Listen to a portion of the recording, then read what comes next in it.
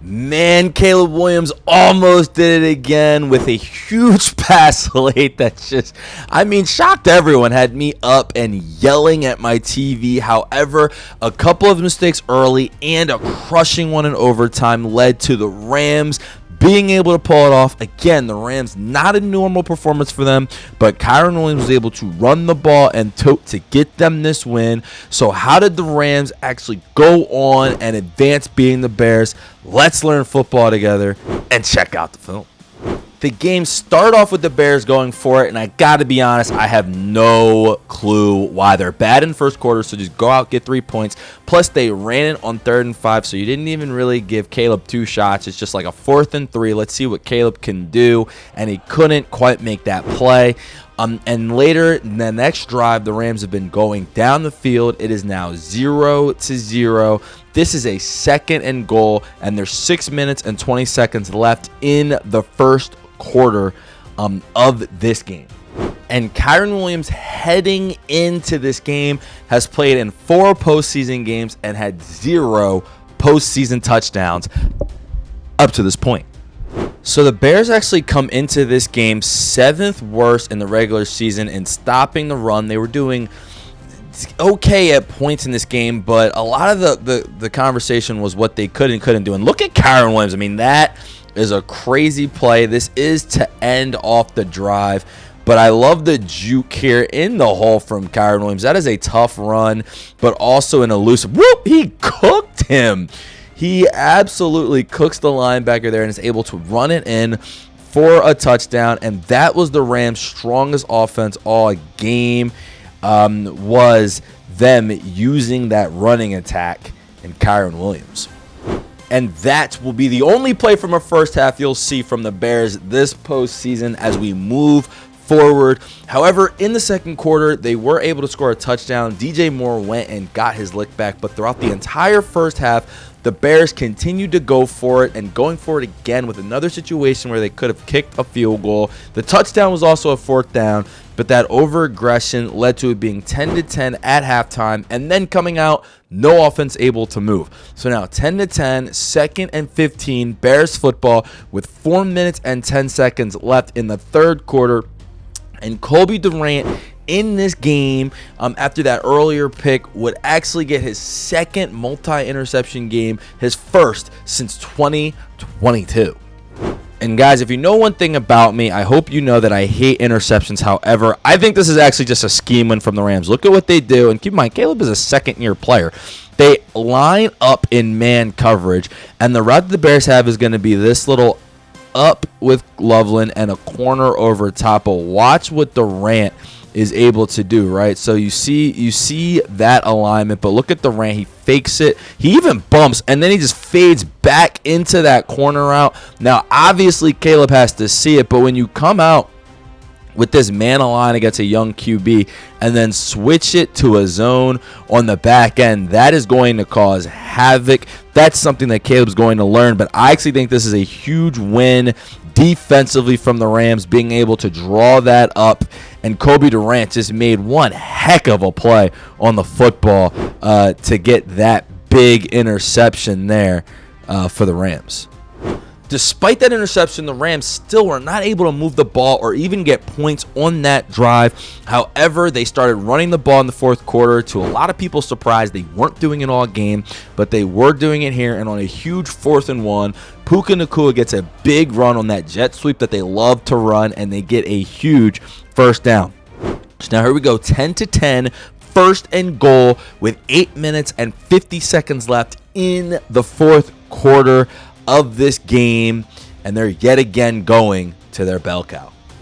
Now, I'll say, because we don't want this to get lost, the reason that this was such a close game is I think McVay had a very, very bad game. However, on this drive late, and part of it is the Bears didn't capitalize, but on this drive late, he's able to bounce back. First, you're going to see a motion, and the motion's huge because, remember, they already ran a little jet sweep to it, but that time they just used him as a blocker, and Kyren Williams leaping into the end zone. I do love this play call.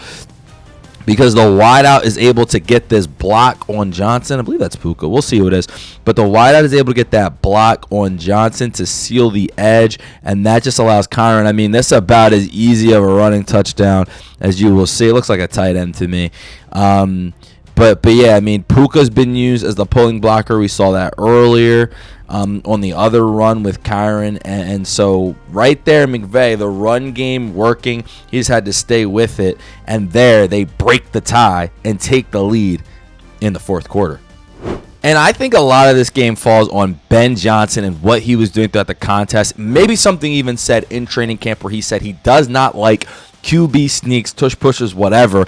And the Bears had multiple opportunities. We're going to go back to the first half real quick, where one of the possessions they did not convert on, they ran it up the middle twice instead of using Caleb Williams for a QB sneak on 3rd and 1 or 4th and 1.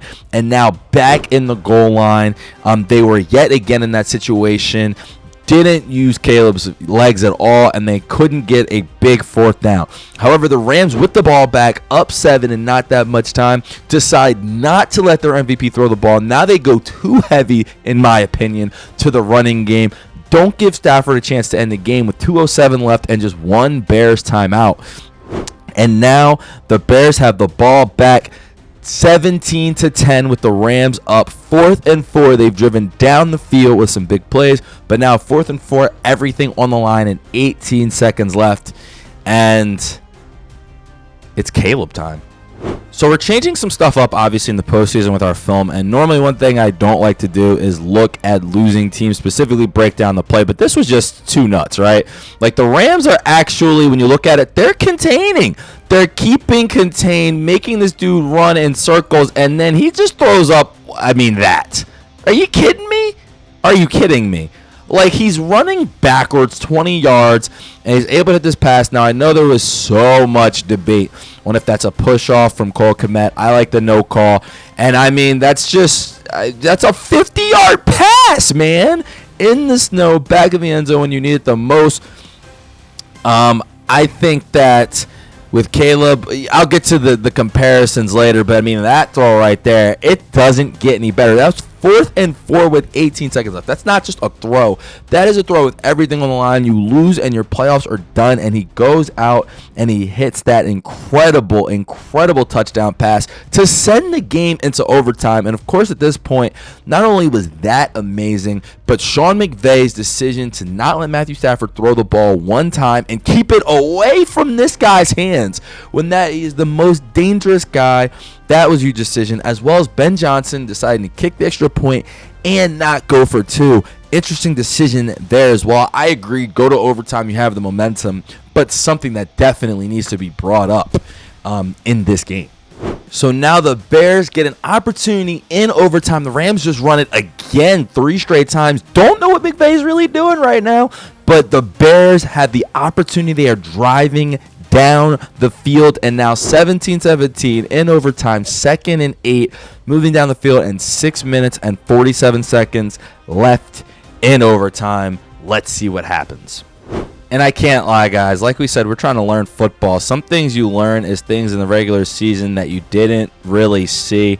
And what you're going to see there is a great job, corner and crosser from DJ Moore. But Cam Curl is able to pick it off. However, when we look at this replay, watch DJ Moore here. First off, he doesn't take the angle in front of Cam Curl. This is right around when Caleb decides to let the ball go. And second, DJ Moore doesn't run in front of the defender. Instead, he kind of jogs behind him. A lot of people were saying, yeah, DJ Moore can't come back in the building. I didn't know him and Ben Johnson had any kind of, you know what I mean, argument, quarrel. But the way he was supposed to run that route and the way he did was just really, really bad. And, yes, I hate interceptions, but my goodness, man. Maybe he shouldn't have thrown it. That's a big chance to take there in overtime. And let's even look underneath, because I've been so transfixed with that play. Let's see if there's anything open down here that he could have taken. But I'm looking. Not really. I mean, that little curl route was open for a second, if you look. But for the most part there, Again, DJ Moore, you got to be able to cook this over. And yes, this little under is open, but he's expecting you to just kind of cut across. He doesn't do it. That pick ends up costing the Bears really their chance at the NFC Championship game, as now the Rams get the ball and they finally allow Matthew Stafford to throw the ball. First, you get an unbelievable catch.